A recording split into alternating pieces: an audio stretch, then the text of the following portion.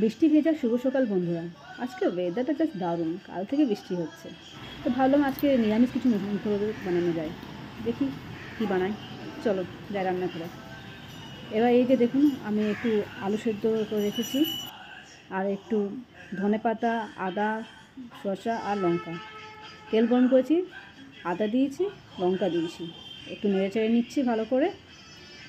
নাড়াচাড়া হয়ে গেলে এর মধ্যে ধনে গুঁড়ো, শুকনো লঙ্কা গুঁড়ো, একে একে চাট মশলা, এগুলো ভালো করে দিয়ে আর একটু নাড়াচাড়া করছি ভালো করে, যাতে ফ্লেভারগুলো ভালো করে আসুক। এরপর এর মধ্যে সেদ্ধ আলুগুলো দিয়ে দেওয়া হলো, ভালো করে একটু নেড়ে চেড়ে দেওয়া হলো।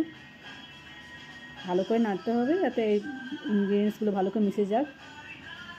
ভালো করে নাড়াচাড়া হয়ে গেলে এরপর আমি এর মধ্যে দেবো অল্পখানিক নুন, স্বাদ মতো আপনি নুন দিতে পারেন। এরপর দেওয়া হলো এর মধ্যে একটুখানি হলুদ গুঁড়ো। সব কিছু দিয়ে ভালো করে নাড়তে হবে। আজকে নিরামিষ ভাবছিলাম সকাল থেকে কী বানাবো তাই ভাবলাম নিরামিষ স্যান্ডউইচই করা যাক। এরপর ধনেপাতা দেওয়া হলো, ধনেপাতা দিয়ে একটু আরেকটু খানিকক্ষণ নাড়লাম। নেড়ে এর মধ্যে শসা দেওয়া হবে, কারণ আজকে তো আর পেঁয়াজ দিতে পারবো না, তাই শসা দিলাম।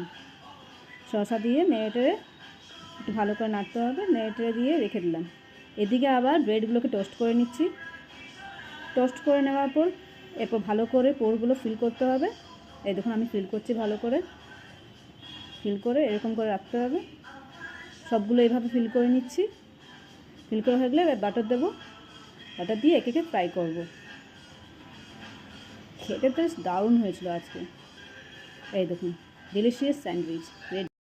আজ তাহলে এই পর্যন্তই থাক, কালকে আবার দেখাবেন নতুন কোনো রেসিপি নিয়ে। ততক্ষণে ভালো থাকুন, সুস্থ থাকুন। ধন্যবাদ।